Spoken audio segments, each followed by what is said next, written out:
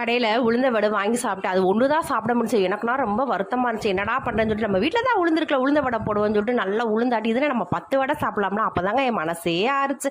அடுத்து எங்கள் வீட்டில் பார்த்தீங்கன்னா தயிர் வெங்காயம். அடுத்து இன்றைக்கி எங்கள் வீட்டில் என்ன சாப்பாடுன்னு பார்த்தீங்கன்னா சுட சுட காளான் பிரியாணி. திடீர்னு ஒரு பிரியாணி சாப்பிட்ணுன்னு தோணுச்சு. அதில் மட்டன் வந்து எங்கள் ஊரில் போட மாட்டாங்க, அதனால் நான் வந்து எடுத்தேன் காளானை போட்டேன் பிரியாணியை. அடுத்து எங்கள் வீட்டில் என்ன பார்த்தீங்கன்னா அதுக்கு ஊற்றி சாப்பிட்றதுக்கு முட்டை குருமா.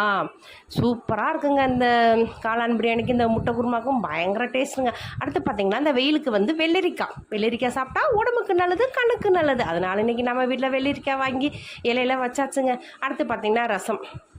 அடுத்து பார்த்தீங்கன்னா வெள்ளை சாதம். ஆனால் வெள்ளை சாதம் வந்து இலையில வந்து வைக்க முடியல, ஏன்னா இலை வந்து சின்ன இலையாக இருந்துச்சுனால நான் வந்து சட்டியிலே காமிச்சிட்டேன். நானும் நல்லா பிணைஞ்சு சாப்பிட்டேன். சாப்பிட்றத வீடியோ எடுறான்னே ஏன் பையன் சொல்லிட்டு, ஏம்மா எனக்கு ரொம்ப பசிக்குதுமா, நீங்கள் பிசைஞ்சு மட்டும் இதை மட்டும் படுங்கப்பான்னு சொல்லிட்டு, அதனால் நான் பிசைஞ்சு சாப்பிட்றது மாதிரி வீடியோவே எடுக்கலங்க. அன்றைக்கி அதுதாங்க எங்கள் வீட்டில்.